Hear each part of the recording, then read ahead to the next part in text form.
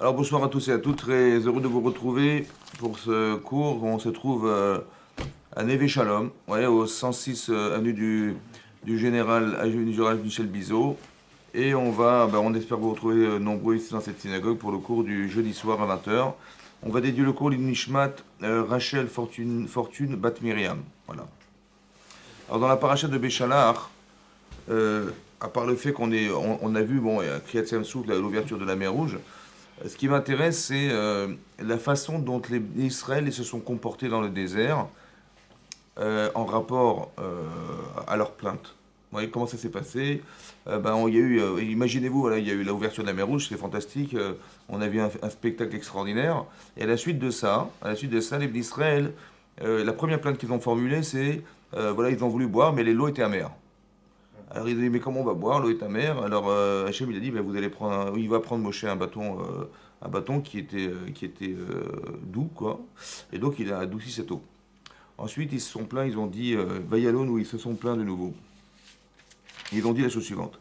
Vayalenu kol adat béni Israël al Moshe val Aaron bamidbar. Vayomru aleim, ils leur ont dit, béni Israël, mi iten mutenu biyad Hashem. Si seulement on avait pu mourir par les mains d'Hachem, Beretz Misrim en pays d'Égypte. Beshiftenu la sir abassar beochlo lechem beasova. Alors qu'on était bien installé là-bas et on mangeait de la viande dans des marmites. Ou beochlo lechem beasova, on mangeait du pain à être à satiété. Qui otsetem otanu milamidbar azé pour nous faire sortir dans ce désert.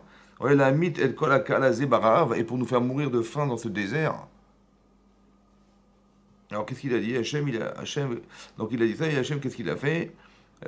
Il a dit comme ça. Vayomer Hachem el Moshe. Ini mantir lachem machar man Minashamaim, pardon, Vayetsaam, Melikoto, Davarion, Biyomo.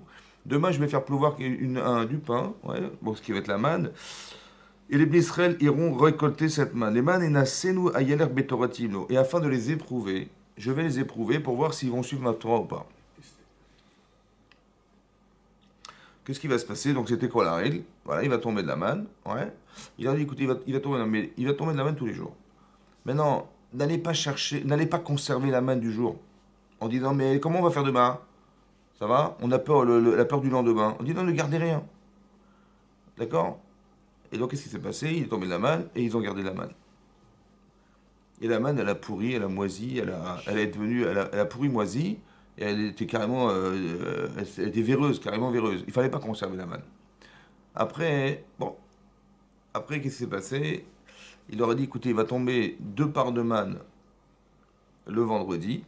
D'accord? Cette fois-ci, elle va pas pourrir. C'est-à-dire qu'il va y avoir 2 parts, donc une pour vendredi, une pour Shabbat. Et surtout, n'allez pas chercher de la manne Shabbat, il n'en tombera pas, hein. Et ils ont été chercher de la manne Shabbat, ouais, en pensant qu'ils allaient en trouver. Ça va? Et là, il s'est mis en colère à Hachem, c'était Shabbat et tout. Qu'est-ce que vous avez été chercher de la manne? D'accord? Ensuite, qu'est-ce qui s'est passé? Ils ont regretté. Donc, qu'est-ce qu'il a fait Hachem? Il a couvert le désert de Slav qui était des volailles. Donc, ils ont mangé de la viande et ils ont trouvé la manne. Ils ont trouvé la manne, bizarrement, ils ont trouvé la manne dans le désert. D'accord? Et c'est là qu'il s'est passé le fait qu'ils aient conservé de la manne. Et ensuite, et dernièrement, ils se sont plaints parce qu'il n'y a plus de quoi boire. Et ils se sont plaints au peuple d'Israël. On a dit, mais il n'y a plus de quoi boire. Et donc, Hachem, qu'est-ce qu'il a fait? Il a dit à Moshe, bah, écoute, prends ce rocher, frappe-le. D'accord? Il va couler de l'eau de ce rocher, et c'est ce qui se passe à la fin de la paracha. Mais à chaque fois, on s'est plaint. Mais aux yeux des Chachamim, tout ce qui s'est passé dans le désert a été miraculeux. Ouais, on a eu de la manne, c'était miraculeux. On a eu les volailles, c'était miraculeux. On a eu l'eau qui a giclé, qui a jailli du rocher, miraculeux. C'est perçu comme des miracles. Mais c'est pas perçu. Mais c'est bizarre parce que ça vient d'une plainte. Ils se sont plaints, donc voilà ce qui est arrivé. D'accord? C'est plus dans le sens de la faute plutôt que dans le miracle qui s'est déroulé par Hachem, non? Pourtant, c'est vu comme un miracle. Alors, autrement dit, ça veut dire quoi? C'est quoi la logique de ça? C'est d'expliquer qu'en fait, Hachem, il a fait exprès. Ça va? Il a fait exprès que l'eau était amère. Il a fait exprès, etc. Et c'est quoi l'épreuve? L'épreuve, c'est comment tu réagis. Comment tu réagis. Comment tu vis la situation. Ça va? Est-ce que tu vas te plaindre ou tu vas dire, mais Hachem, il manque de l'eau, ou il manque de la viande, on a tellement envie. J'ai mes bien sûr, avec plaisir, je vous donne. Mais le fait de se plaindre, c'est ça qu'il a dit Moshe. Mais quand vous vous plaignez, c'est pas vers nous que vous vous plaignez. Moi et Aaron, Anachnouma, on est quoi nous? C'est vers Hachem. Qu'est-ce qu'ils lui ont dit? Qu'est-ce qu'ils ont dit Moshe et Aaron au clan d'Israël? Ils ont dit mais quand tu te plains de ce qui t'arrive, Essaie d'avoir la projection un peu de ce qui t'arrive. C'est-à-dire de dire, il m'arrive une galère, voilà, j'ai pas de quoi manger, pas de quoi boire, j'ai pas de machin. Je dis, mais elle dit, bah, comment on va faire? Et tu commences à crier, tu t'énerves, et comment on va mourir de faim? On aurait préféré mourir dans le désert, ou mourir ailleurs que dans le désert, on aurait préféré travailler. Vous avez compris? Pourquoi tu te plains? Pourquoi cette formulation de la plainte? La plainte, elle est révélatrice, quelque part, que Dieu, il a eu tort de t'amener dans cette situation. Ça va? Donc ne viens pas me demander à moi de t'arranger, puisque en fait, c'est ça l'épreuve. Est-ce que tu n'es pas confiant? Bien sûr qu'Hachem il a fait, mais il a fait exprès en fait. Pourquoi? Parce qu'il voulait montrer dans la détresse dans laquelle tu te trouves combien il va t'aider. Il fait simplement lui demander. Au lieu d'aller se plaindre en allant prétextant, disant voilà, mais qu'est-ce qu'on a été faire de sortir d'Égypte, etc. Vous avez compris ça? Ce principe il est fondamental. Pourquoi? Parce que c'est marqué au début de la paracha de cette semaine que Paro, Be'i Bishalar Paro. D'accord. Donc Paro, il nous a accompagnés. En fait, Bishalar, c'est pas qu'il nous a renvoyés. Chachamim d'expliquer que dans le Midrash, en fait, il nous a accompagnés. Il nous a fait Kavod. Ouais, en nous sortant d'Égypte, il nous a suivis. Voilà, le roi vient, il vous accompagne en sortant d'Égypte. Vaï Béchalar Paro. C'est pas Hachem qui nous sort, c'est marrant. Hein. C'est Paro qui nous sort. Vaï Béchalar Paro. Pourquoi c'est Pharaon et pas Hachem? Vaï Béchalar Paro est un. Velo Nacham Elokim de la Pelishim. Hachem ne nous a pas dirigé directement vers le Pelishtim Kikarovu parce que c'était proche. C'était trop proche en fait. Et alors quoi? Alors il a dit à Hachem, Pen inachem. Vous savez, le peuple, il va arriver, on va devoir passer par les Pélishtim pour arriver en Israël. Mais les Pélishtim ne sont pas passés. Et donc on va être obligé de faire la guerre. Et si on fait la guerre, qu'est-ce qui va se passer? Ils vont regretter d'être sortis d'Égypte. Ils vont préférer retourner en Égypte que de mourir pendant la guerre. C'est logique. Je préfère être un esclave en Égypte vivant qu'un type mourant pendant la guerre. Donc, Pen inachem, de peur qu'il va regretter le peuple, Birota Michama envoyant la guerre, Veshavu, Mitzrayim, ils vont retourner en Égypte. Ça c'est ce qu'il a dit Hachem. Mais nous qu'est-ce qu'on pensait, nous, en sortant d'Égypte? On est sorti Beyad Rama. Ça veut dire on est sorti la main forte. Rachid dit qu'on était Giborim Gavoim, c'est-à-dire une Gvora Gevoa. On avait une puissance qui était élevée, donc on se sentait fort dans notre tête. Et en plus, mais il faut que cette force était reconnue. D'accord? Parce que tout le monde a entendu ce qui s'est passé en Mitzrayim et tout le monde avait peur de nous. Donc elle est non seulement reconnue par les peuples qui nous entendent, donc on risque rien, mais nous on est sûr de nos faits. Vous comprenez ou pas? Givorim. Mais Hachem, qu'est-ce qu'il a vu? Il a vu qu'il y avait une forme de faiblesse. D'accord? Et que si on avait dû faire la guerre, on aurait renoncé à la guerre et on serait retourné en Égypte. C'est ça? Ça veut dire qu'est-ce qu'on est en train d'expliquer? On est en train d'expliquer qu'il y a des choses qui ne sont pas connues de soi. Ça va? Et qui vont faire que Hachem, il est obligé de nous faire des détours dans la vie. Premier enseignement, c'est marqué Vaïsev. Qu'est-ce qu'il a fait Hachem? Il a fait détourner les gens. Il a fait faire monter directement en Israël. Vaïsev. Il a fait faire un tour dans le désert. Ça veut dire quoi? Ça veut dire que dans la vie, des fois, hein, c'est pas exactement comme on avait prévu. Ben, on avait fait un protocole, on avait dit voilà, ça va se passer comme ça, voilà, et ça va aller vite, on va y arriver vite. Ça va? Mais ça s'est pas du tout passé comme on avait prévu. Alors je vais me dire, je vais m'énerver. Je vais m'énerver parce que je dis mais qu'est-ce que ça veut dire? À cause de toi, on a arrêté l'avion. On aurait pu faire beaucoup plus rapidement. On est obligé de faire des détours. C'est quoi ces détours? On va s'énerver contre le fait qu'on ait été détourné. Ça va? C'est comme ici, pareil. Si vous étiez des Hébreux de l'époque, d'accord? Et Moshe vous dit, vous savez, on va partir d'Égypte, on va arriver en Israël. Je dis, super. Et je vous promets que la terre, c'est RSA, Zavatra la Voudvache, une terre où coulent les miens, c'est fantastique. Et finalement, c'est pas ce qu'on a fait. Moshe dit, non, non, finalement, on va faire un détour. Par où? Où est-ce qu'on va? Où on va? Où on va? Hein? Dans le désert. Mais moi, je croyais qu'on allait à Eilat, moi, j'ai pas compris. Bah, tu sors du Chabot de Mitzrayim, au moins tu souffles un peu, non? Non? Non, non, on est dans le désert, mon chéri. Pardon? Dans le désert, dans le désert. Mais c'est pas viable, le désert. C'est dangereux, le désert. Maintenant, je me dis, mais ça, c'est un problème. La vie qu'on va me mener, elle est un problème, elle est problématique. Elle n'était pas prévue, c'était pas ce qu'on avait prévu. On avait pensé de monter directement en Israël. C'était pas prévu comme ça. Mais pourquoi Hachem, il a fait ce détour? Alors, je vais mal le prendre et je vais dire, mais le désert, c'est pas possible. Et c'est le chemin le plus long qu'on doit emprunter, c'est pas normal. Je vais m'énerver. Ça va? Ce que je vous dis là, c'est ça. Parce que, à votre avis, pourquoi Hachem il a fait faire le détour? Pourquoi ça s'est pas passé comme j'ai voulu? Je vous ai dit la réponse. Hachem il a dit si on va tout droit, c'est proche, ça va se faire vite. Ils sont pas prêts. Ils vont faire la guerre, ils vont regretter, ça va être pire. Il faut que vous sachiez qu'à chaque fois que ça ne s'est pas passé exactement comme on a voulu, c'est parce que ça aurait été pire si on avait été tout droit. Ça va? Pour nous épargner ça, qu'est-ce qu'il fait Hachem? Allez, venez, on fait un détour. Le détour est la solution. En attendant que tu te construises. La solution. Moi, j'ai cru que dans le désert, c'était un problème. J'ai cru que le détour, c'était une perte de temps. C'est une solution. Et écoutez la solution. Qu'est-ce qu'il fait Akadosh Baruch Hu? Il dit, bon, allez, vous allez partir maintenant à 2 jours de marche de l'Égypte. Ouais. Hachem, il dit, bon, écoute, il dit à Moshe, allô, oui, vous revenez en Mitzrayim. Veshaou Mitzrayima. Retournez en Égypte un jour de marche. Donc ils ont fait 2 jours, ils sont partis et ils sont revenus en arrière. Maintenant, Rachid dit qu'il y avait des espions égyptiens hein, parmi les Hébreux.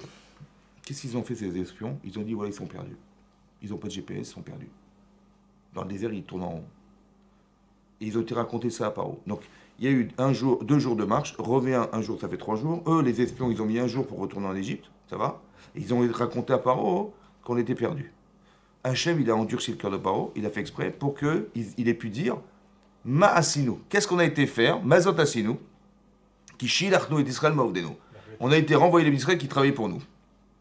Allez hop, on y va, on va les chercher. Ça va? Ou on va les tuer. Ça va? C'est ce qu'ils ont pensé. Et donc, il s'est passé, donc le fait qu'ils soient venus repartis, ça l'a encouragé à vouloir nous pourchasser, nous récupérer. C'est bon? Et ils ont mis 2 jours. Donc, 2 jours de marche, on revient 3 jours. Eux, les espions, 1 jour, ça fait 4. Et eux, 2 jours, ça fait 6 jours. Il s'est passé 6 jours, dans la nuit du 6. Maintenant, ils arrivent là-bas. Et les Israël, Sagar et Namamidbar, ils étaient enfermés dans le désert. D'accord? Dans la nuit, la colonne de feu qui était là pour nous protéger. Et le matin, ils ont voulu nous attaquer. Ça va? On est le 7e jour. Après sortie d'Égypte. On est le jour de Shvi Shel Pessah. Là, on va faire la Shira. Tous les Pessah. C'est ça? Maintenant, qu'est-ce qui va se passer? Qu'est-ce qui s'est passé? On a levé les yeux, on a vu les Égyptiens arriver. Veillireu Meod. On a tous eu très peur. Et qu'est-ce qui se passe? On a dit à Moshe Midi, je comprends. Et ce qu'ils ont dit? Amibik Varim et Mitzrayim. Je crois pas. Il manquait des serpents en Égypte. La Kartenou, la Moudabibar, pour nous avoir pris, nous faire mourir dans le désert. Ouais. Mais c'est ce qu'on t'avait dit là-bas. Khadal Mimenu, disparaît de nous, on ne veut plus te voir. D'accord? Parce que Tov Lanou, nous était préférable d'être des esclaves vivants en Égypte que d'être des gens morts dans le désert. Voilà ce qu'ils ont prétexté. Ça va? Et là, après, il y en a certains qui ont crié vers Hachem. Et le cri vers Hachem, ça a ouvert la mer Rouge. Vous avez compris? Et après, etc., etc., et après, ils ont vu, vous avez compris ce que je vous ai dit ou pas? Qu'est-ce qu'ils ont dit? Ils ont dit, mais qu'est-ce qu'on a été faire de sortir d'Égypte? Si c'était pour mourir. Vous savez ce qu'il a fait Hachem? Il nous a fait dire ce qu'on n'avait pas été conscient de savoir. Hachem, il avait parlé, il a dit, si je les fais sortir d'Égypte et directement dans le désert, en Israël, ils vont regretter, ils vont partir. Alors on va faire passer par le désert. C'est quoi la solution? C'est ce que je savais pas. Moi, j'étais fort, j'étais sûr de moi. Hein. Il dit en vérité, je suis faible. Mais d'où tu sais que tu es faible? Comment tu vas faire tes jouas sur tes faiblesses? Hachem, il va créer une situation qui est identique. C'est pas les Pélishtim que tu vas rencontrer. C'est Paro que tu vas rencontrer. Mais Hachem, il va faire une chose pareille pour qu'il arrive à libérer chez nous cette non-croyance qu'on est faible. Ça va? Et qu'est-ce qu'on a été dire? On dit, mais qu'est-ce qu'on a été faire de sortir? On aurait préféré être des esclaves en Égypte que de mourir dans le désert. Peninachema birota michama, c'est ce qu'il a dit Hachem. Peut-être qu'ils vont se retrouver à la guerre, ils vont avoir peur de ce qu'il leur arrive, ils vont regretter, et Veshaou et Israël, ils vont retourner en Égypte. Mais tout ça pour rien. C'est-à-dire, j'aurais fait tout ça pour rien. Les palais, l'Égypte, etc., tout ça dans l'intérêt que l'homme Israël soit assez fort pour recevoir la Torah. Mais ça, c'est, si je les fais rencontrer les Pélishtim, ils vont faire la guerre, ils vont regretter, ils vont retourner en Égypte. Mais eux, ils ne savent pas que c'est ça leur problème. La faiblesse, la faute, elle est comptabilisée là-dedans. Qu'est-ce que fait Hachem? Il recrée une situation qui est à peu près identique, qui va nous faire dire la même chose qu'Hachem il a dit. Vous avez compris ou pas? Maintenant, je sais ce qu'il a voulu faire. Je sais ce qu'il a voulu. Il a voulu que je dise et que je sache que j'ai un problème. Il faut que je travaille sur ça. Vous avez compris ou pas? Vous avez compris ça? Qu'est-ce qu'il a manqué en fait? Qu'est-ce qu'ils ont manqué? Emouna. D'accord? C'est quoi la Emouna? Hein? Comment? Non, quand je pose la question, c'est pas de savoir traduire en français, je sais que l'Emouna c'est la croyance. Comment ça s'explique dans votre cerveau, ça? Non, j'ai compris. Mais écoutez-moi bien. Quand je demande une explication, ça veut dire, il faut comprendre des mécanismes. Attendez, je vous pose une question, pour que vous compreniez ma question. Ils ont vu des plébés d'Égypte. Dam, Svardéa, Kinim, Arov, Dever, Sherin, des trucs extraordinaires. Bon, ils sont sortis d'Égypte. Ils ont dit, l'eau l'idée malar, on n'est pas sorti par des anges et des choses, et là l'idée Hachem Birbudo Batsmo. Donc ils ont vu des trucs extraordinaires. D'accord ou pas? Maintenant, entre nous, vous voyez les Égyptiens arriver, vous croyez en Dieu? Ils ont, ouais, qu'est-ce que j'aurais eu? Comment j'aurais dû réagir?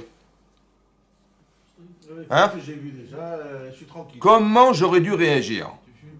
Hein? Fuis. Écoutez-moi bien, j'aurais dû dire comme ça, les pauvres. Oh, qu'est-ce qu'il va leur mettre, le chien? Ah, pas mal. Comme une 11e plaie. Mais ils sont malades. Ils sont malades. Il y a eu Makat Bechorot. Le roi, il s'est fait éclater la tête. Ils sont malades.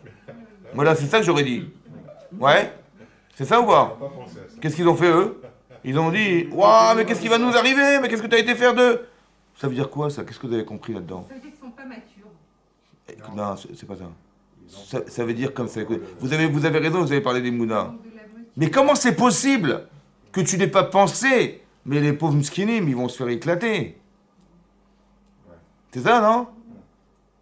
Vous savez pourquoi?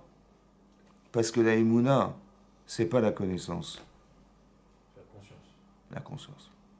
Tu dis, mais avec tout ce que tu as vu, tu sais comment il est fort, Hachem, tu sais ou pas? C'est marrant parce que cette connaissance n'a aucune incidence sur leur réaction lorsqu'ils ont vu les Égyptiens. Catastrophique, quoi. Ça veut dire que tu peux apprendre la Torah et tu peux voir des trucs de folie et ça te fait aucun effet sur toi. Donc la question éternelle, comment arriver à avoir la conscience de la chose? Rézac, c'est ça. Mais déjà que je sache que j'ai un problème ou pas. C'est quand Hachem me dit, mais ils vont faire la guerre, ils vont avoir peur, ils vont retourner en arrière. Mais quelle est la question? Avec tout ce que tu as vu, même si tu vois les Pélishtim, tu dis, les pauvres, pour les pauvres Pélishtim, non. Ça veut dire que la réalité, elle est plus forte que la conscience que tu as de l'existence de Dieu. Vous avez compris ça? On peut leur en vouloir. Donc c'est... Comment? On peut pas leur en vouloir, ils ont passé. Vous n'avez pas compris. 14 ans Attendez. En tant qu'esclaves. Razak Obalo. Alors, vous savez quoi? Vous avez raison. Bah, c'est-à-dire que c'est culturel, quoi. C'est-à-dire, on nous raconte l'histoire de la sortie des... Mais ça m'intéresse pas, ça. En 2021, il faut que je comprenne qu'il y a quelque chose à tirer de ça ou pas. Sinon, ça me sert à rien. Razak Obalo. Oui, vous avez... Vous avez compris? Non, si vous me dites, mais oui, mais il faut les comprendre. J'ai compris, mais ça ne nous intéresse pas. Parce que nous, on n'est pas des sorties d'Égypte.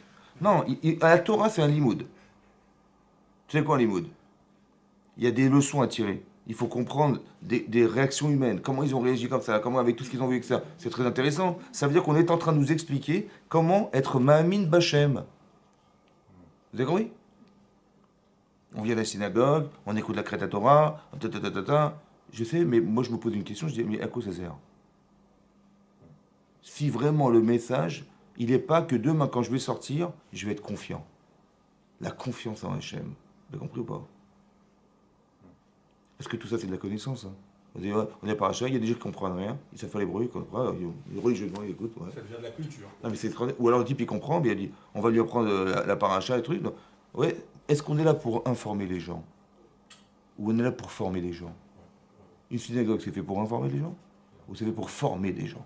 Former. C'est-à-dire qu'il faut comprendre comment ça se forme. Tu vas former des gens, tu vas fabriquer des personnes. Comment tu formes les personnes? Pourquoi? Juste, on est à l'école ici, on enseigne. Même le type qui sort de l'école, d'accord? Mais il sait, mais le monde professionnel n'a rien à voir avec l'école. Quel charisme tu as, quelle compétence, quel courage, quel machin. C'est pas à l'école que tu vas apprendre ça. Ça va? Donc ça veut dire qu'on veut nous faire vivre. Il faut vivre. C'est ça, c'est vivre quelque chose. Quand on dit ils n'ont pas des mounas, il faut comprendre ce que ça veut dire.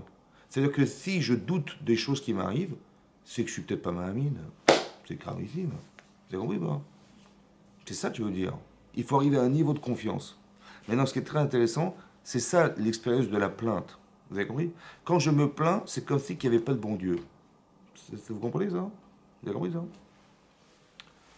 La manne. Vous avez, on a lu la paracha de la manne. D'accord? Je vais vous expliquer comment ça se construit, cette histoire. La manne, c'est quoi la manne? Bah, c'est la subsistance. On est dans le désert, qu'est-ce qu'on va manger? Maintenant, vous avez remarqué qu'on nous a demandé l'impossible. Quand on vous dit, écoutez, suivez-moi dans le désert, c'est complètement cohérent, quoi. Hein? Mais en fait, on se rend compte que jusque-là, Hachem, il est prêt à nous suivre. Il va faire pleuvoir de la manne dans le désert. Impensable, impensable. Autant qu'il va mettre de l'eau partout, il va pleuvoir, et pas pleuvoir, mais il y aura la source d'eau, il y aura dans le désert les cavotes. C'est impensable. Mais non, qu'est-ce que c'est révélateur cette chose-là? Et comment se construit la Emouna? C'est intéressant. Les ministres, ils sortent d'Égypte. Ça va? Maintenant, ils arrivent après 3 jours de marche, après 6 jours, on va dire, ils sont là plantés dans le désert, et ils sont enfermés dans le désert. Ça veut dire qu'ils n'ont plus d'issue. Ça va? C'est quoi l'issue? Bah, qu'est-ce que tu fais maintenant?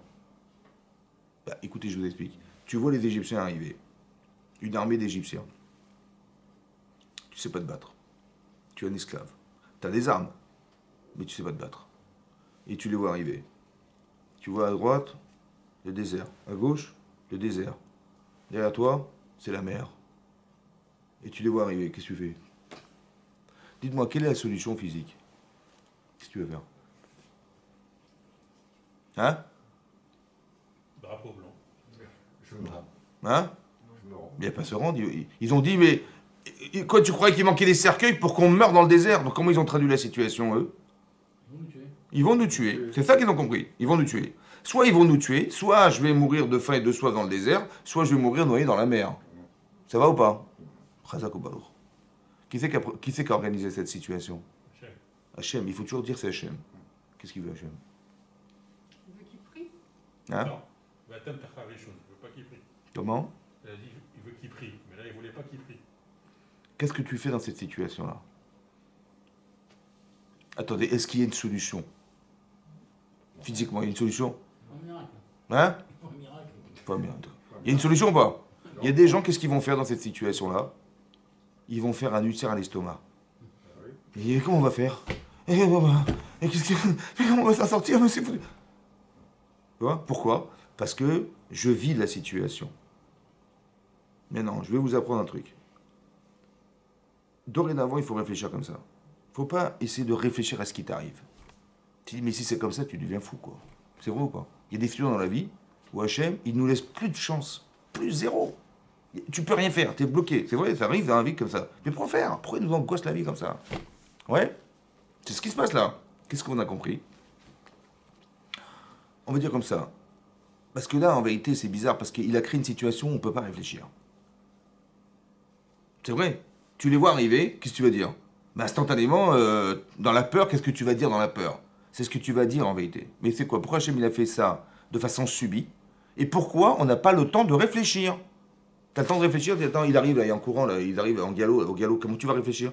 Pourquoi Hachem, il a créé une situation où tu peux pas réfléchir? Une situation sans solution, tu peux pas réfléchir. Pourquoi il a fait ça, Hachem? Hein? Écoute-toi réagir. Si tu réagis en disant, mais attends, toi, tu vas voir mon charbu, tu vas dire, mais qu'est-ce que tu as été faire de nous sortir d'ici, là? À cause de toi, on va mourir. Quand il manquait des cercueils là-bas, il n'y avait pas de bois là-bas, c'est pour ça que tu veux qu'on soit enterré ici, c'est ça que tu veux? Hein? Tu sais quoi? La vérité, c'est ce que tu as dit. La vérité, c'est ce que tu es. La vérité. Si tu attends de réfléchir, je dis, tiens, je te pose un problème, dis-moi. Si tu es en plein milieu du désert, il y a le désert, il y a la mer et tout ça, les égyptiens arrivent devant, qu'est-ce que tu fais? Dis-moi ce que je fais, mais je ferai Hachem. Ça, c'est ce que tu crois. Mais en vérité, ce que tu es, c'est ce que tu vas répondre instantanément à la problématique que tu vas vivre. C'est ça la vérité. C'est ça ta vérité. C'est pas celle que tu imagines. Tu comprends? Des fois, on pense, mais on se ment à soi-même parce qu'on donne la meilleure solution, évidemment. Mais en vérité, la vraie personne, c'est celle qui va réagir instantanément. C'est ça qu'Hachem veut. Je veux que tu saches qui tu es. Il y a des gens qui ont prié Hachem. Il y a des gens qui se sont plaints. C'est ça la vraie personne. Mais là, écoutez bien. Hachem, il fait exprès pourquoi? Parce qu'il n'y a pas de solution. Il le sait, Hachem, qu'il n'y a pas de solution. Il sait qu'on ne sait pas se battre. Il sait qu'on ne sait pas nager. Il sait qu'on ne peut pas survivre dans le désert. Il le sait ou pas? Il le sait. Donc, quand tu dis, mais qu'est-ce qui m'arrive? Attends, 2 minutes. Mais tu sais. Attends, on va mourir dans le désert. Donc, c'est-à-dire que tu penses sincèrement que Hachem, il a fait des miracles pendant 1 an pour sortir d'Égypte, juste que pour que tu meurs dans le désert. C'est ça qu'il veut. Hein, c'est ça, hein? C'est logique, hein? Non. Non. Ça veut dire que déjà, si je suis logique, je ne tombe pas là-dedans. 1. Deuxièmement, tu sais ce qu'il veut Hachem? Puisqu'il n'y a pas de solution, il t'a rien demandé, puisque tu peux rien faire. Oui, non. Il peut pas te dire, alors, qu'est-ce que tu vas faire? Alors, dans l'épreuve, alors, vas-y, dis-moi ce que tu vas faire. Mais il peut pas te demander ce que tu vas faire, puisqu'il n'y a rien à faire. Donc, tu dois savoir dorénavant que quand tu peux rien faire, c'est que c'est une invitation à le laisser faire. Tu as compris ça? Dans ta vie. Pourquoi c'est très important ce que je vous dis? Parce qu'en général, on peut toujours faire quelque chose. Et quand on réussit, on croit que le résultat de ce qu'on a fait, c'est le produit de ce que nous sommes. On dit, putain, qu'est-ce qu'on est balèze quand même. Hein? On a vu ce qu'on a réussi à faire, ce qu'on a fait. T'as vu ce que j'ai fait, t'as vu ce que j'ai fait ça, j'ai fait ça. En fait, il faut savoir que c'était Akadosh Baruch Hu. Seulement, je ne le sais pas, moi je pense que c'est moi. Mais ça, c'est dès l'instant où je peux faire. Quand est-ce que je vais me rendre compte que c'est faux? Eh bien, Hachem me met dans une situation où je ne peux rien faire. Et c'est là le chesed que je vois d'Hachem, parce que c'est lui à 100%. Mais non, puisqu'on ne peut rien faire, c'est que forcément il va se passer quelque chose qui est au-delà des limites humaines. Puisqu'on ne peut rien faire. Vous comprenez ce que je veux dire?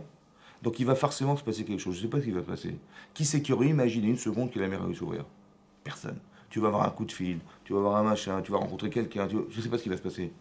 Mais c'est sûr que dorénavant tu dois réfléchir comme ça. Arrête de dire, mais comment on va faire? On va s'angoisser, on va paniquer. Oublie. Parce que ça veut dire que si tu te plains, ou sinon, c'est que Dieu il est fou. Tu dis, mais qu'est-ce qu'on a été faire de sortir d'Égypte? Tout le monde a dit. Donc Dieu il est fou, alors. C'est ça que tu es en train de faire. C'est ça qui t'a dit, moi, mais arrêtez de vous plaindre contre nous, mais c'est contre Hachem que vous êtes en train de vous plaindre. Essaie d'avoir une projection de Mahamine. La Emouna, c'est pas dire, mais Dieu existe, mais là, il n'existe pas, il n'y a personne là. Vous avez compris? Il faut que ta conscience d'Hachem soit plus forte que la réalité que tu vois. C'est pas facile ça. Hein. Vous avez compris ça? Comment ça se cultive? Comment vous m'expliquez? Il y a des gens qui ont été voir Moshe Rabbeinu pour se plaindre, et il y a des gens qui ont prié Hachem. Mais c'est pas possible, ils ont vu la même chose. Ils ont tous vu, les plaies de dames, ils ont tous vu toute la même expérience, tout pareil. Mais comment ça se fait que des gens vont réagir intelligemment et des gens vont réagir bêtement? Mais ils ont eu les mêmes expériences. Pourquoi ils ont été se plaindre auprès de Moshe Rabbeinu? Ils ont eu la même expérience, c'est vrai ou pas? Bah alors, si tu as vu ça, tu dis, bah, Hachem il a fait ça, bah, il va me sauver, c'est normal, oui, non? Eh ben non, il n'y a plus Hachem. Comment ça se fait? Comment ça se fait? Alors l'idée c'est comme ça. Il y a toujours deux façons de comprendre la réalité. C'est comme ça. Quand tu vois la plaie de Dame, Tzfardéa, Kinim, etc., tu te dis, mais Dieu il est extraordinaire, quoi. Hein? Hachem il est extraordinaire. Mais qu'est-ce qu'il est juste alors? Hein? Enfin une justice. Toute la souffrance qu'on a subie par ce monsieur Pharaon là, il lui a mis une trécha. Dieu il est vraiment... c'est le justicier quoi. Il y a une justice dans ce monde, tu vois. Voilà ce qu'il a fait, voilà ce qu'il a fait, voilà ce qu'il a fait. C'est extraordinaire, voilà ce qu'il a fait, c'est extraordinaire.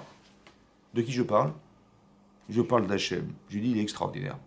Maintenant je me retrouve là, et je vois les Égyptiens arriver. Je dis il est où Hachem? Il est où Hachem? Il les oublie là. Vous avez compris ou pas? Par contre, si je dis comme ça, j'ai pensé que Dieu il a fait la justice, et cette justice-là nous a libérés. Ça va? Ça va? Tu sais quoi, ce type c'était un rachat. Hein. Il lui a tapé dessus, et parce qu'il a tapé dessus, ça nous a libérés, on a pu sortir d'Égypte. Mais l'objectif, c'était quoi? C'était la justice. Et indirectement, on a pu sortir d'Égypte. Ça va? Donc Dieu, c'est un justicier. Mais nous, c'est secondaire. En vérité, c'est faux. C'est pas comme ça qu'on réfléchit. C'est de se dire, tout ce qu'il a fait, c'est pour moi qu'il a fait. Mais exclusivement. Hein. Mais par ce biais-là, qu'il m'a sauvé, il a fait la justice. Vous avez compris la différence de regard? Hachem, il a fait à moi. Il m'a fait à moi. Qu'est-ce qu'il m'a fait? Il a fait Dame. Il a fait Tzfardéa. Il a fait Kinim. Tout ça, il l'a fait pour moi. Ça va? Il a fait une fois, 2 fois, 10 fois. Il m'a sorti mais c'est que pour nous qu'il a sorti. Il a fait que ça pour nous. Ça va? Il nous a montré combien il nous aimait, combien il tenait à nous, combien on descendait Abraham, Isaac, Jacob. C'est que pour moi qu'il a fait. Donc à force de penser qu'il a fait pour moi, je me sens reconnaissant, je nourris cette conscience que c'est Hachem qui l'a fait pour moi. Et donc automatiquement, instantanément, je vais penser à lui. Vous avez compris? Tout le problème, c'est comment tu regardes ta vie. Est-ce que tu regardes en disant, il a fait ça et moi directement j'en profite? Ça va? Donc je suis un pion là-dedans, un pion? Ou non, l'essentiel de l'existence, c'est moi. Et indirectement, parce qu'il veut te sauver la vie à toi, parce que tu es ton fils, alors il est obligé de s'appeler l'Égypte. Mais pas qu'il a fait l'Égypte et puis tu étais à l'ombre du système et puis il a vu que tu étais là où il t'a sorti d'Égypte. Vous avez compris?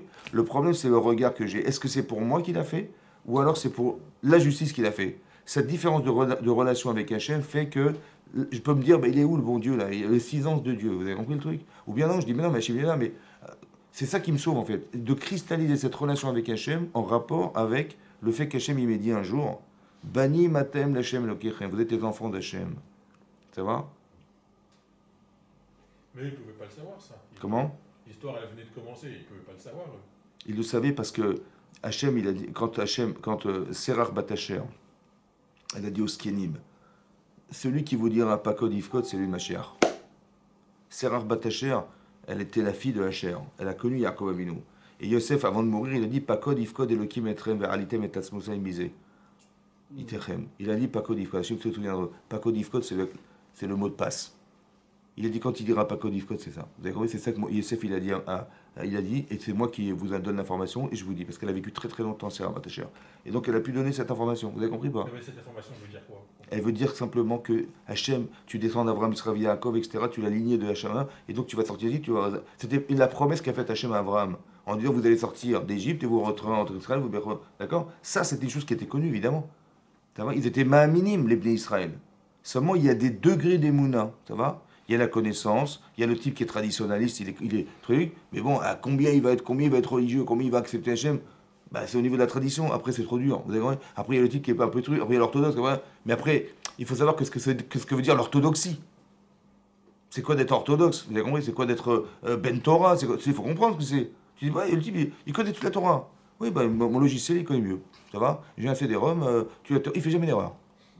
Vous avez compris? C'est pas ça. Un Talmid Chacham, c'est quelqu'un qui est juste, qui est émette, qui a des ressentis, qui a des réactions, qui réagit. Vous comprenez?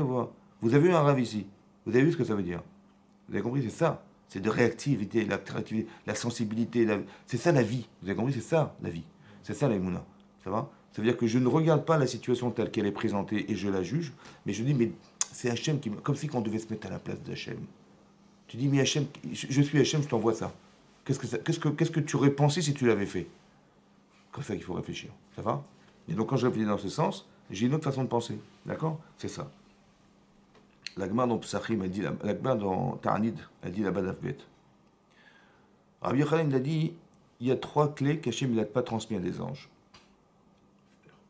Les maftechot, c'est des clés. Ça veut dire que la réalité, ce que vous voyez, en fait, c'est des clés qu'il a transmises à des anges qui font fonctionner le plastique, les molécules, tout ça, c'est des choses qui existent, ce sont des énergies. Les énergies, c'est des anges. Ouais. Il y a 3 clés qu'il a conservées. Ça veut dire que tu ne peux pas passer par des anges, par qui que ce soit, c'est Hachem directement. L'Agma a dit la pluie. La pluie, les naissances, Khazak, et Tretametim, la résurrection des morts. Ça, c'est des clés qui ne peuvent pas passer. Pourquoi? Parce que la pluie, c'est ce qui nous fait vivre. Les naissances, c'est la capacité que nous avons de procréer, ce qui est extraordinaire. Ça, c'est pas, ouais. Et Triatametim, la résurrection des morts, de renaître de ses cendres. D'accord? Il n'y a que Hachem qui peut faire ça. D'accord? La Gemara dit, mais d'où on tire ça? Parce que, comment vous dire, la pluie, parce que c'est marqué dans le passage, il est marqué Natatim et Tarar Sechem, etc. Je mettrai des pluies sur vos terrains, etc. Donc c'est la pluie, c'est Hachem qui veut pleuvoir. La naissance, parce que Hachem va iskor Elohim et Rachel, et va Yiftar et Rachma. Hachem il s'est souvenu de Rachel, il a ouvert sa matrice, ouais. Et Triatametim, parce qu'on sait qu'à la fin des ans, Az Yashem Moshe, on chante Az Yashir, il chantera Moshe, on dit mais comment il chante? Il a chanté, pas Az Shar Moshe, pas Yashir au futur. Non, c'est qu'il reviendra Moshe Rabbeinu à la fin des temps et on fera la Shira. Ouais, et il renaîtra, etc. C'est des exemples qui sont marqués dans la Gemara. Alors ce qui est très intéressant, ce sont des clés qui sont entre les mains d'Hachem. Parce qu'on connaît la vitalité des éléments qui sont proposés, autant que ça ne peut passer que par Hachem. Il faut que tu saches, maintenant, la Gemara dit Shomrim, que même la Parnassa. La Parnassa, c'est la subsistance qu'on reçoit à la fin du mois, etc., qui nous fait vivre. Yeshomrim. Alors Rabbi Yochanan, pourquoi il n'a pas dit la Parnassa? Il dit parce que les Geshamim, les pluies et la Parnassa, c'est pareil. La Parnassa, la manne, c'est pareil, ça vient d'Hachem. Comment ça fonctionne? Qu'est-ce que ça veut dire? À propos de la naissance, à propos de la naissance. Là-bas, c'est marqué que d'où on tire le côté fondamental pour une femme d'avoir des enfants. Oui, on le tire de Rachel. Casti, pas aujourd'hui. Comment? Aujourd'hui, Rivka, Casti, Bechaya, et... Alors là-bas, la Gemara dans Sanhedrin, elle dit, en Nedarim, elle dit là-bas que la Gemara dit que si une femme elle n'a pas d'enfant, Chashiv Kemet. Ouais, une femme qui n'a pas d'enfant, quelqu'un qui n'a pas d'enfant, il est considéré comme mort. Alors il n'est pas mort, hein, mais comme mort, ça veut dire qu'il y a comme quelque chose qui est vital pour une femme d'avoir des enfants. Ouais, et dont on le tire de Rivka qui a dit à son mari Yaakov, Imaïn, si je n'ai pas, Meta Anochi, je suis morte. Et de là, la Gemara, elle tire qu'une femme, pour elle, c'est vital d'avoir des enfants, elle se considère comme morte, c'est-à-dire aucune valeur féminine si elle n'a pas des enfants. D'accord? Ça, c'est ce qui est marqué dans la Gemara. Mais alors, qu'est-ce qu'elle a dit à son mari?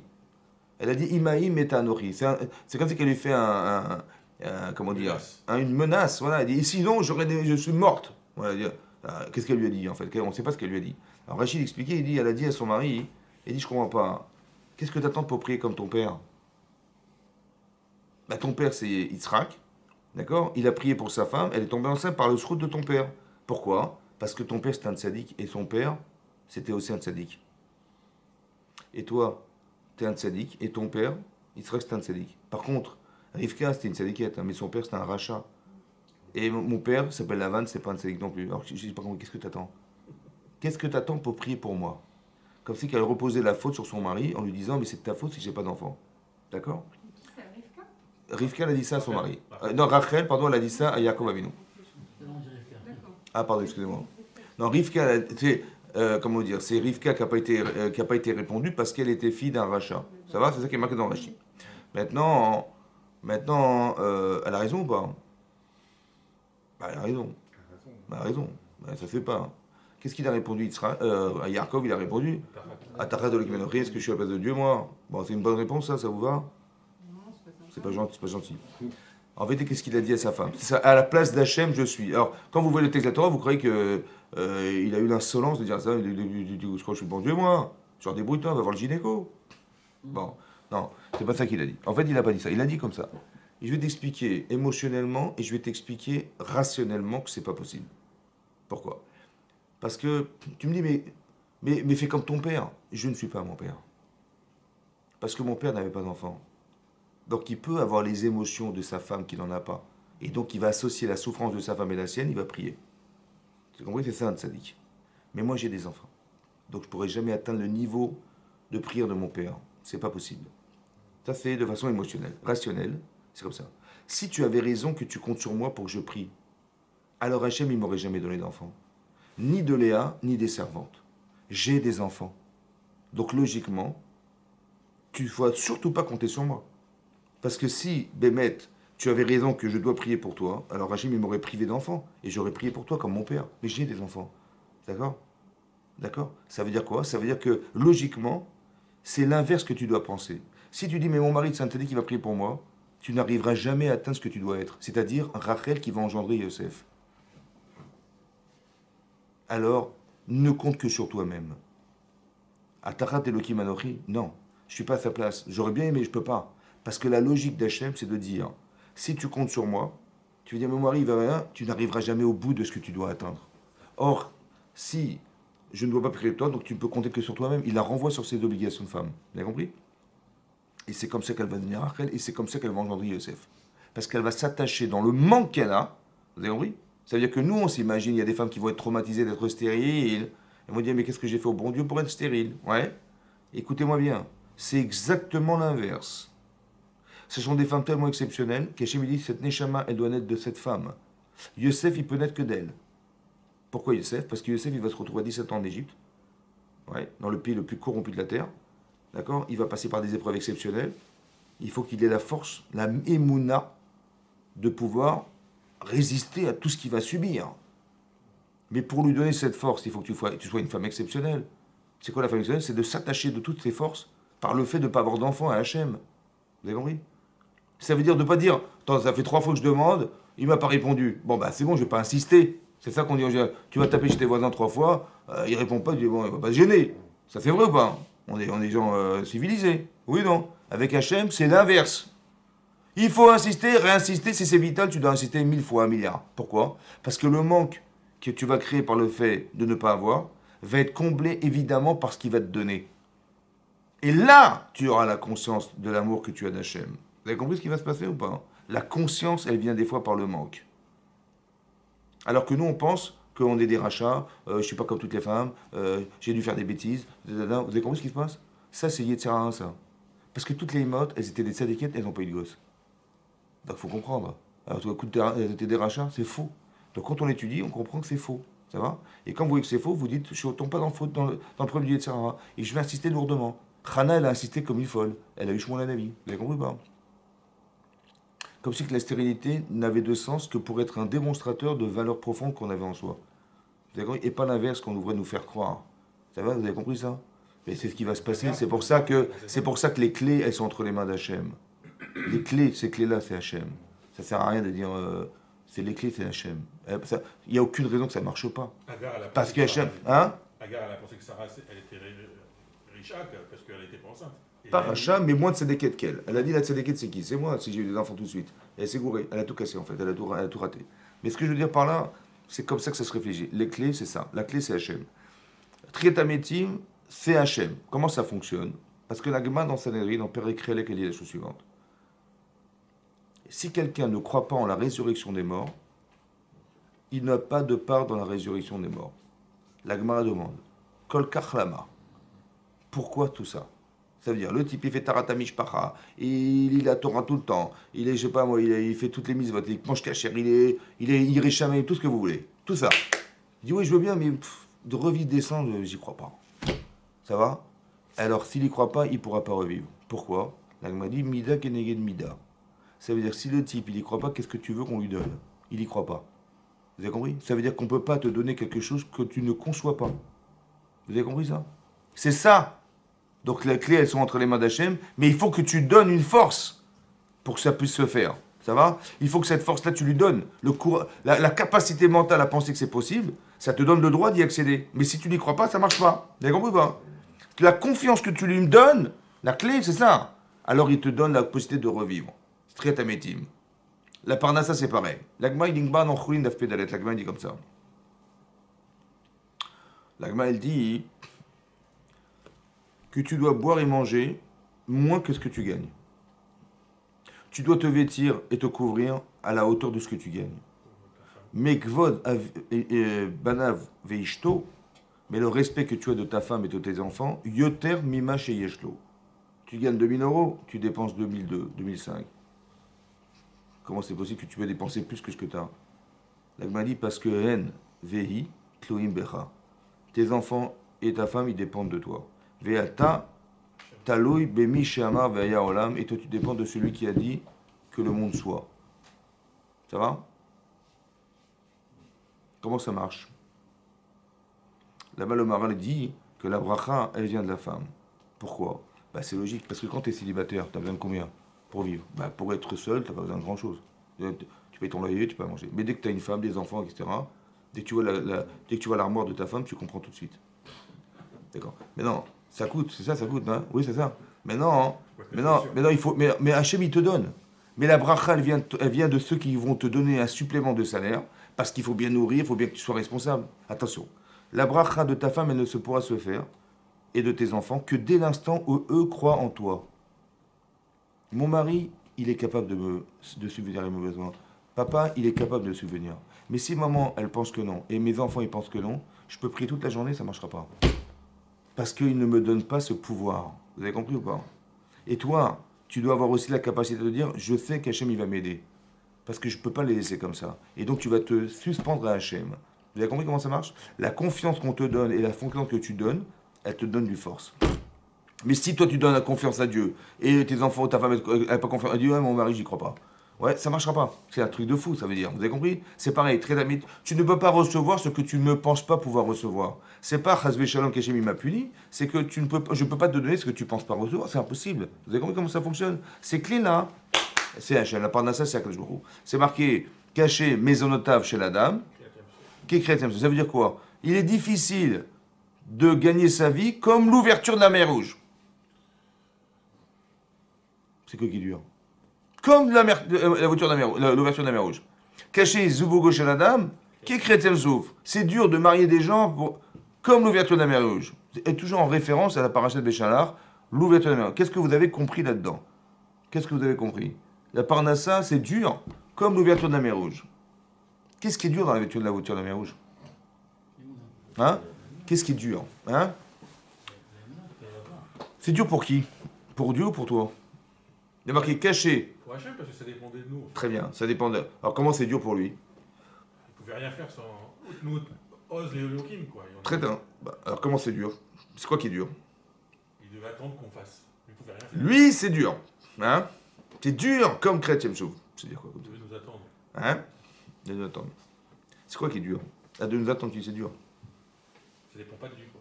Ça dépend de nous. Il y a une difficulté. Ouais. J'ai vu un pshat dans le Maral de Prague à propos du mariage. Ouais. C'est quoi qui est dur?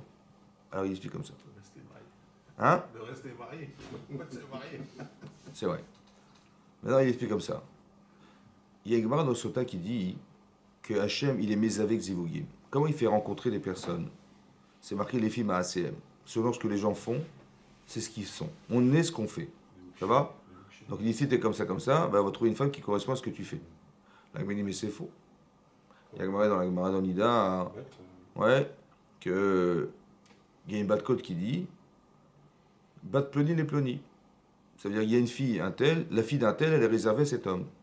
Donc tu vois que c'est déterminé d'avance, ça ne fait pas partie du choix de l'homme. C'est déjà un déterminisme qui est déjà fait bien avant, 40 jours avant la conception d'un enfant. Il y a marqué Arbemium, Lifne Ishiratavlad, avant même qu'il soit en conçu l'enfant, 40 jours avant, déjà on a dit cette fille elle correspond à ce monsieur. Ça va? Donc tu vois, c'est contradictoire. Non. Kan Zivou Grishon, Kan Zivou Sheni. En vérité, il y a la personne potentielle. En vérité, il faut savoir comme ça. Quand on était avant de naître, on était une Neshama. Mais cette Neshama était masculine, féminine. On a dû décoller de la Neshama, la partie masculine. D'accord? Et on va dire, dans 40 jours, il va naître. Ça veut dire qu'il va se détacher de sa femme, de sa partie féminine. Quand est-ce qu'il est censé la retrouver? Le jour de son mariage. D'accord? Et après, toute sa vie pour construire ce lien avec sa femme. D'accord? Pour redevenir Zachar ou Nekeva, d'accord? Intérieur. Ça va? Vous avez compris? Maintenant, le problème, c'est est-ce qu'on est capable de retrouver son zivug? Ça veut dire son zivug rishon. Ça dépend de soi et ça dépend d'elle. Ça va? Est-ce qu'il correspond pas? Alors, ça dépend des actes. Qu'est-ce que tu fais? Quel choix tu fais de ta vie? Qu'est-ce que tu as décidé de faire? Alors, des fois, ça fonctionne, des fois, on la retrouve, des fois, on la retrouve pas. Ça va? Et donc, on est obligé de lui proposer une autre femme. Mais écoutez bien. Ça, c'est dur pour un Hachem de proposer la deuxième pour la première, comme l'ouverture de la mer Rouge. Le Maral, il explique comme ça. Vous avez l'ouverture, la mer est ouverte. Ça va? Devant, vous avez les Hébreux. Derrière, vous avez les Égyptiens. L'ange de Mitzraïm, d'Égypte, il dit, attendez, tu vas quand même pas détruire les Égyptiens. Mon peuple, l'ange, il dit ça. Pourquoi? Parce que Elou Ovde Avodazara. Elou Ovde Avodazara. Ce serait pas juste, je suis désolé, que tu vas tuer cela au détriment de cela. C'est pas juste. Pourquoi tu vas détruire ma fonction d'ange qui influe sur ce peuple? Ça va? Voilà ce qu'il a dit. Hachem, il a dit, je suis désolé, je suis obligé. Parce qu'ils vont recevoir la Torah, ceux qui sont devant. Vous savez ce qui est dur pour Hachem? C'est de tuer les uns pour les autres. Parce qu'ils sont tous des créatures.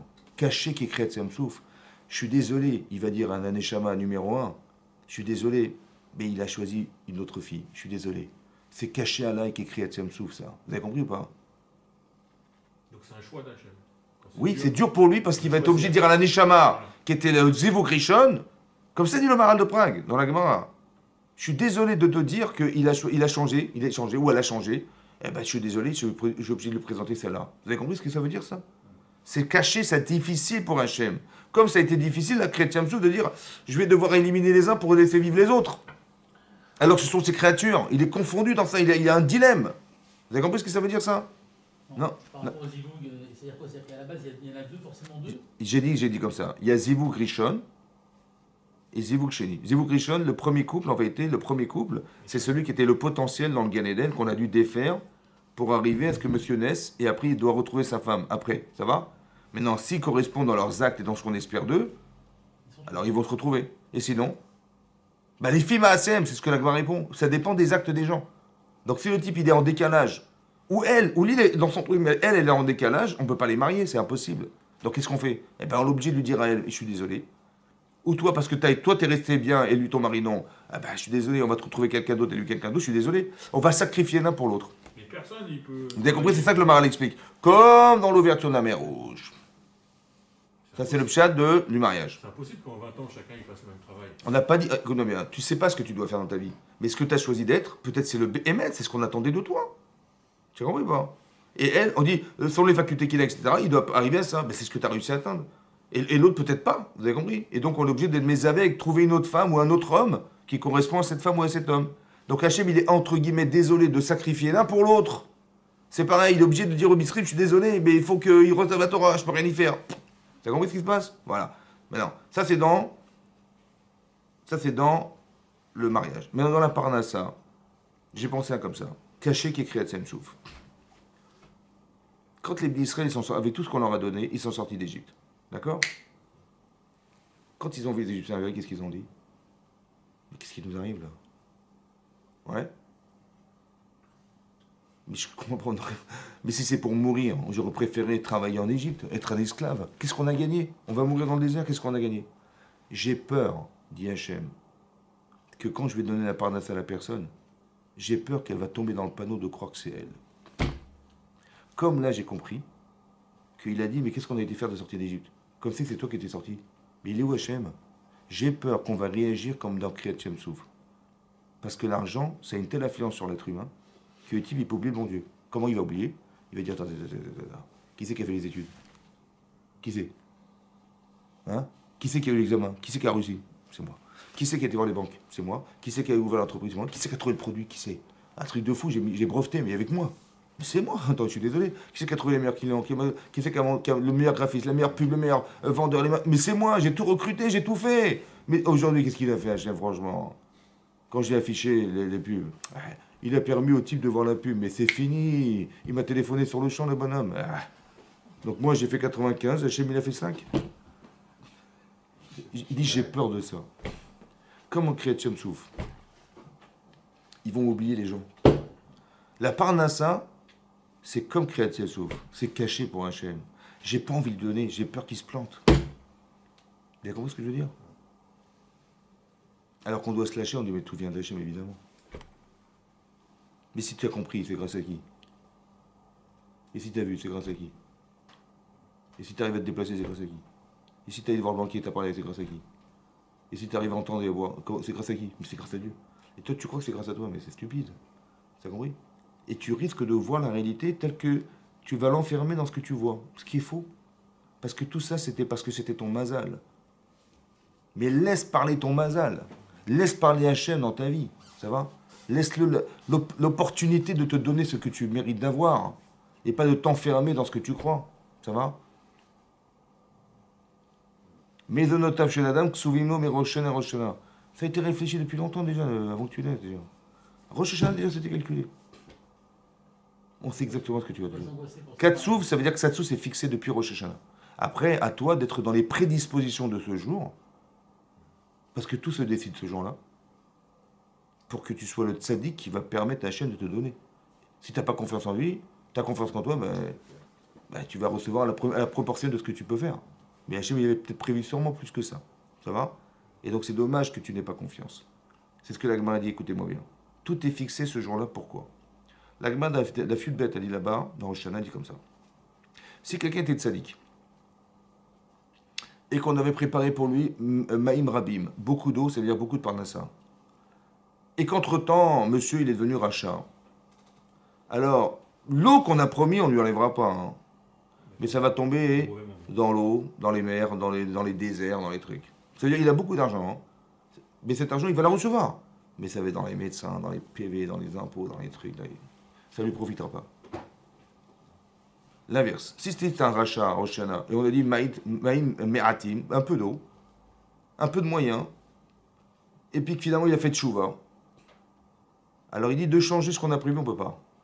Par contre, ça va tomber quand il faudra, où il faudra. Comme ça dit l'Agmara. Ça veut dire quoi? Ça veut dire que ce qui a été décidé ne bougera pas. Donc c'est quoi qui est important? Est-ce que tu es prédisposé le jour de Rosh Hashanah à te fixer que toute l'année tu vas recevoir et tu vas conserver ta petite coupe du Rosh Hashanah ou pas? Mais tout dépend de ce jour. Vous avez compris ou pas? C'est pas au milieu de l'année, ouais, on va trouver, on va faire tchouva, ça va s'arranger. Ça fait rien. C'est déjà fixé. Vous avez compris ou pas? Katsouv, c'est fixé. Ça fait quoi fixé? Ça veut dire que ça va pas bouger. C'est ce qu'il a décidé. Mais ça dépend de toi, au moment de Rosh Hashanah. Comment tu te présentais avec lui, quelle confiance tu lui donnes. C'est là que ça compte. Après, c'est trop tard et avant, c'est trop tôt. C'est Rosh Hashanah. Vous avez compris ce que c'est? C'est ça que l'Agma dit, ça ne bougera pas. On a promis beaucoup, il y aura beaucoup, mais ça ne tombera pas où il faut. On a dit peu, il y aura peu. Mais pourquoi tu ne changes pas? Il a changé, il a fait tchouva, mais change-lui, il ne changera pas. C'est ce qui a été fixé, vous avez compris ce que je veux dire? Ça veut dire qu'il faut réfléchir, c'est ça. Combien de confiance tu lui donnes? C'est toi qui mets la confiance. Vous avez compris? C'est ça qui est marqué dans l'Agma. Il y a marqué que la pluie a été donnée pour les Balei Amana, les gens qui croient. L'Agma donne quel exemple elle donne l'Agma? Là-bas, l'Agma, elle a dit comme l'exemple de la Khulda. La Khulda, c'est une belette, ouais, et du bord. Voilà ce que dit l'Agma. Alors Rashi explique et Tosfot explique comme ça. Hein? Voilà. Non, c'est dans Rosh Hashanah. L'Agma dit c'est quoi la Khulda? Ouais, c'est quoi l'histoire de Ta'anit, l'Agma en Ta'anit, pardon? D'Afret. L'Agma dit là-bas comme ça. C'est comme ça. Une fois, il y avait un jeune homme et une jeune femme qui s'étaient rencontrés, ils s'étaient promis jurés de se marier. Quand c'est l'Agma, pas l'Agma, c'est un Yerushalmi. Il dit, ils se sont jurés de se marier. Il dit, ok, on va se marier, mais bon, quand, on ne sait pas. Alors écoute, on va prendre un témoin. Voilà, il y a une belette qui se balade et il y a un puits. Le puits et la belette, voilà, ils sont témoins qu'on a décidé qu'on va se marier un jour. Ok. Et bon, le temps faisant, ils se sont perdus, etc. Et puis monsieur, il s'est marié avec une autre femme. Il avait carrément oublié cette femme.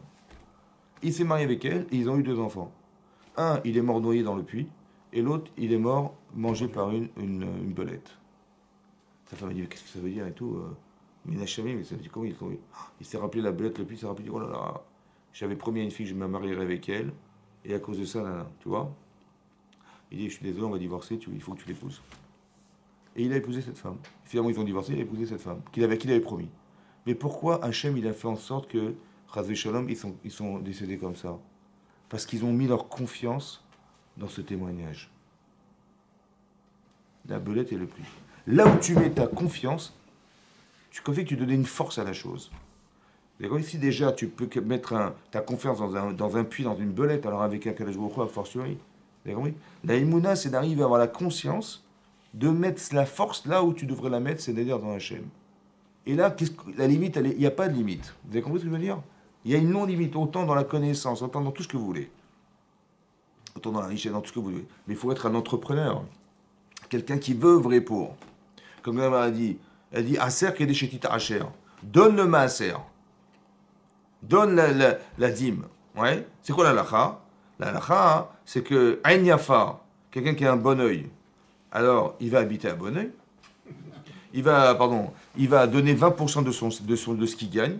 Celui qui est Benoni moyen, il donne 10%. Et celui qui donne moins que 10%, c'est Ain Ra'a. Il a un mauvais œil. Ça va? Maintenant, la dit ça, je crois que ça, c'est la première année, du Kiren, du capital. Après, c'est du Rédar. Mais bon, ce que je veux dire par là, c'est quoi la différence entre la Tzedaka? Tu vois là-bas, tu mets la petite boîte, dans la petite boîte, tu mets ta pièce, et le Maaser. Alors là-bas, ils expliquent, les Rishonim, ils disent comme ça. Quand tu prélèves de ton salaire, et tu vas donner exclusivement, normalement, le Maaser, c'est réservé pour les gens qui étudient la Torah. Comme ça, c'est marqué dans Parashat Re'eh. Là-bas, il y a un midrash Parashat Re'eh qui dit que avant, les gens, ils se déplaçaient, les marins, ils allaient en mer, ils ramenaient de la marchandise qu'ils vendaient, et là, ils prenaient le Maaser, ils donnaient à ceux qui étaient amalés Batora. D'accord? Il y a un Tantrouma, il y a plein de midrashim qui disent que c'est réservé aux pauvres. D'accord? Le Maaser, c'est réservé aux pauvres. Mais quelle est la différence fondamentale entre la Tzedaka, la charité, et le Maaser? Alors, il explique comme ça. Comme ça dit le Chafetz Chaim. En vérité, la charité, ma soeur. Quand tu fais la charité, c'est que tu dis, j'ai un peu d'argent, je donne l'argent, voilà, à type, il tend la main, je donne 1 euro. Mais quand tu prélèves le maaser, tu prélèves de ton salaire pour participer au projet divin. Je suis d'accord que je vais donner pour la Torah, pour qu'elle s'étudie, parce que c'est elle qui fait tenir le monde. Ça va? Je vais rééquilibrer le monde en disant, voilà, je vais donner une institution au maaser pour qu'il aille nourrir les pauvres. La différence, quand je prélève de mon salaire, c'est pas pareil que je donne de ma poche. Là, je participe au projet. Hachem, il dit, écoute-moi bien, tu peux m'éprouver que dans ça. Mais l'autre est dans le sou d'Hachem Elokechem. Non, il y a marqué que dans ça. Vechaluna mezot. Tu peux m'éprouver. Que moi, j'ouvrirai à Ruvot Hashamaim. Je veux ouvrir. Ouais, chez Omar Dai. Qu'est-ce que tu dis? C'est trop, il y en a marre, c'est trop. Ouais. Donc, tu peux m'éprouver que dans ça. Que si tu donnes ma serre, je te remplirai. Ouais, comme c'est marqué, Achrev Picha Vamaleu. Ouvre ta bouche, je la remplirai. Ça veut dire, fais-moi confiance, ouvre ta bouche, je te la remplirai. Ça veut dire qu'il faut comprendre que la clé de la Parnassa, elle vient d'Hachem. C'est lui qui la détient. C'est ou la pluie, ou la Gmadi, c'est Ouadin, c'est la même chose, c'est la Parnassa. Encore faut-il qu'on ait la confiance en Hachem. Ça veut dire qu'on sache que c'est lui qui donne. Ça va? Voilà. Voilà. Que quand j'ai confiance, j'ai pas peur, j'arrive à nourrir cette confiance que j'ai d'Hachem. C'est très difficile, c'est que ça qu'il faut atteindre. Ça qu'il faut atteindre. La conscience qu'on a d'Hachem. C'est très important que c'est ça qu'on doit nourrir. Pourquoi c'est ça? Pourquoi c'est ça? Parce que l'essentiel, c'est ce que vous allez mettre dans votre conscience. Je vous l'explique. C'est marqué Vayitzar Elokim et Adam. Hachem a fabriqué l'homme. Afar mina Adama. De la terre, d'à partir de la poussière de la terre. Vayipar be'apav nishmat chaim. Il a insufflé dans son nez, Ruach Chaim, un souffle de vie. Donc il a créé le corps, il a créé la neshama. Ve'aya le nefesh chaya, il est devenu un être vivant. Vous avez vu ce qui est marqué? Afar, Ruach Chaim, nefesh chaya. Il y a 3 langages pour dire, vous avez le corps, qui a ses besoins. Vous avez le neshama, qui a ses besoins. Qui c'est qui fait le lien entre les deux? C'est le nefesh. C'est le nefesh, la conscience humaine. Quand tu dis, mais qu'est-ce que tu vas faire? Bah, tu es tiraillé entre ton désir corporel et ton désir moral. Ça ne va pas souvent ensemble. Qui c'est qui va faire le choix? Bah, c'est toi. Ça va s'inscrire dans ton nefesh. Vous avez compris? Quand c'est marqué Kol ma'asecha b'sefer nirtavim, dans les perkanotes, c'est marqué tout ce que tu fais s'inscrit dans un livre. Shlosha sfarim niftachim b'rosh Shana. Il y a 3 livres ouverts devant Hachem. Ze sefer toldot Adam. Voici le livre de la descendance de l'homme. C'est quoi ce livre? C'est quoi le livre de Hachem? C'est quoi ce livre? On inscrit ton nom, on inscrit tout ce que tu fais. C'est le nefesh, la conscience. Tout ce que tu choisis, tout ce que tu subis s'inscrit en toi. Vous avez compris pas? Mais non, il faut savoir que quand on quitte ce monde à 120 ans, on part avec. Attention. Tout ce que tu fais là, s'inscrit en toi. L'Agman Ochagiyal dit là-bas que quand un tzaddik qui quitte ce monde, c'est aussi simple pour lui que si tu retires un cheveu d'un bol de lait. Tu as trouvé un cheveu dans un bol, tu tires le lait, tu tires le cheveu du lait, c'est pareil. Un rachat, quand il ressemble, dit l'Agmara, c'est comme si que tu avais glissé une corde dans une planche trouée, et tu tires la corde, et à un moment donné, il y a un nœud dans la corde, et le nœud il est plus gros que le trou. Et on tire, on a du mal à la... Voilà le machal. Le machal, c'est la parabole qui symbolise l'idée que le rachat, il a du mal à sortir, comme on a du mal à passer la corde, alors que le nœud, il est plus gros que le trou. C'est ça. Maintenant, le Rav Dessler, il dit, j'ai pas compris. Bon, la personne est décédée, donc on l'a enterrée, donc le corps, il est dans la terre, et la neshama, elle est sortie. Oui, il est où le nœud? Dans le machal, il y a un nœud. Il est où dans le nimshal? Dans la réalité, il est où le nœud? Il est où le nœud? Il dit, c'est ce que c'est le nœud? C'est la conscience humaine.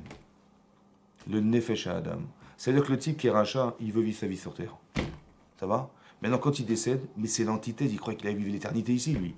Il avait tout construit pour ça. Vous avez compris ou pas?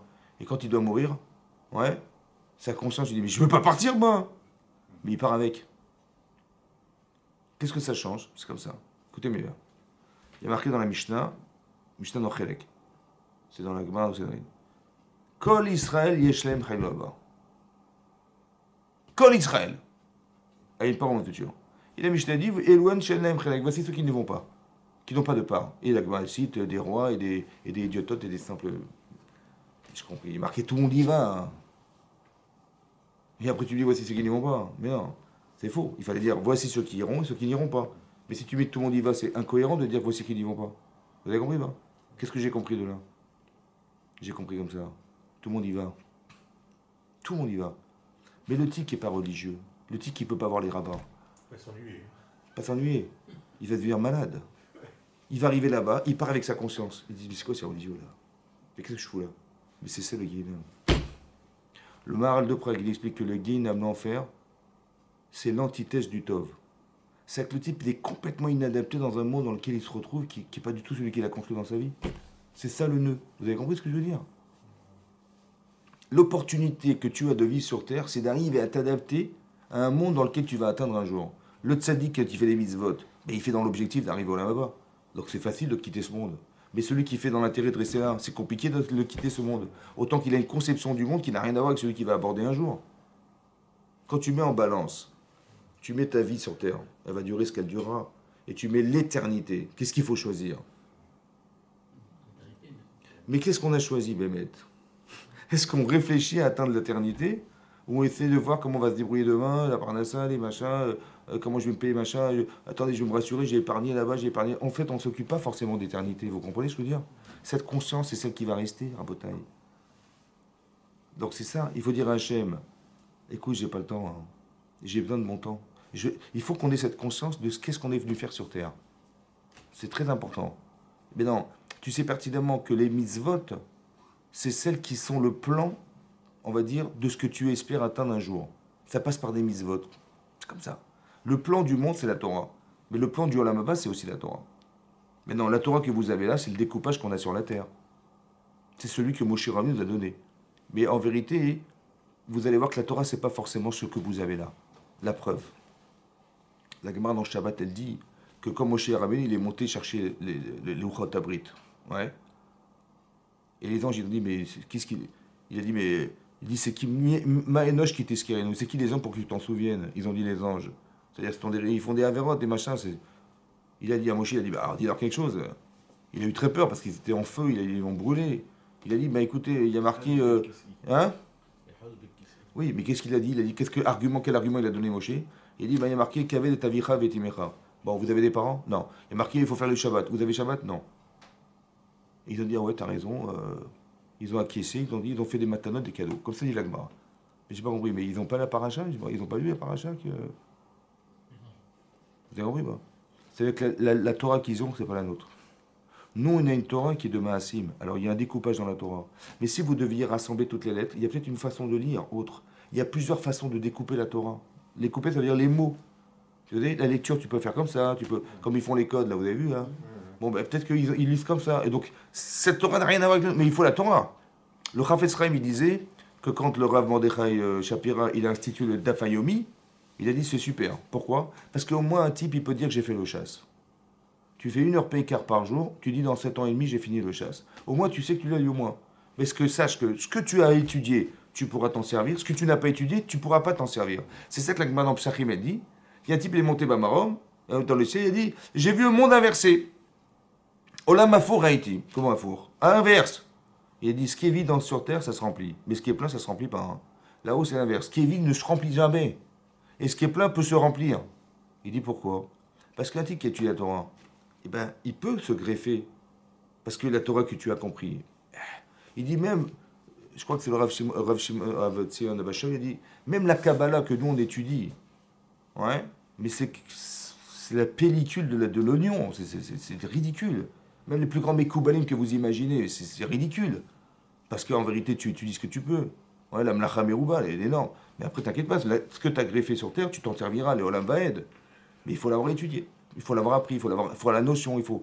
Vous avez compris? C'est ça qui est marqué. Vous avez compris ça? Donc il faut au moins que j'exerce mon existence. Ouais. C'est un petit peu comme le Shabbat.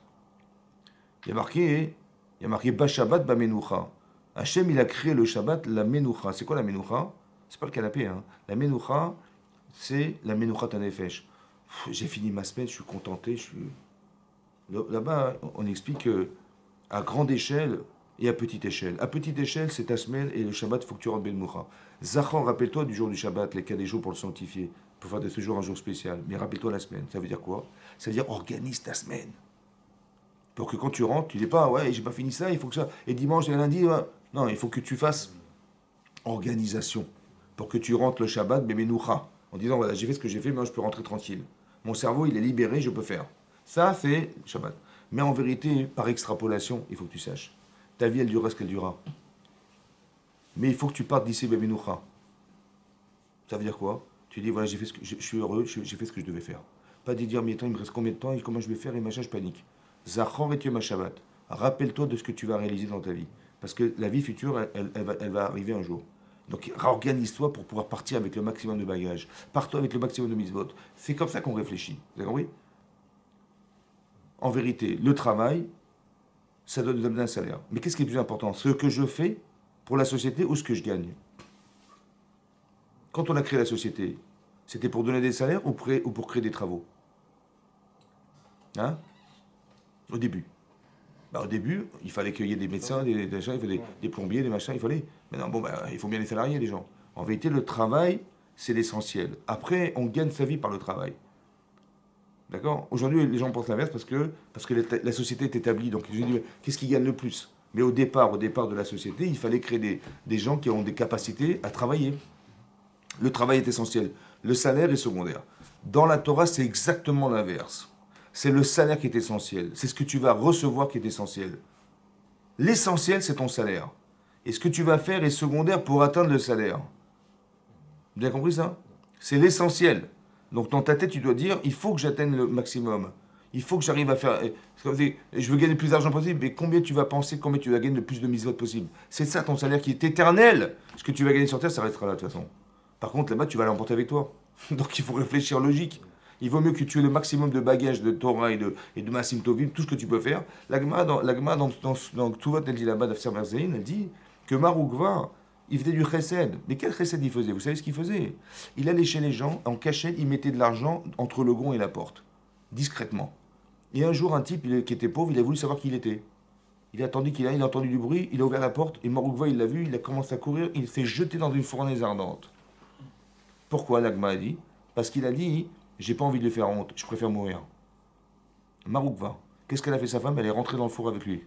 Elle a dit, mets tes pieds sur mes pieds. Il dit, pourquoi? Mais comment c'est que tu brûles pas? Il dit, parce que toi tu donnes de l'argent, moi je dois la manger. Et il a été, Khalaj Darto, il a eu de la peine.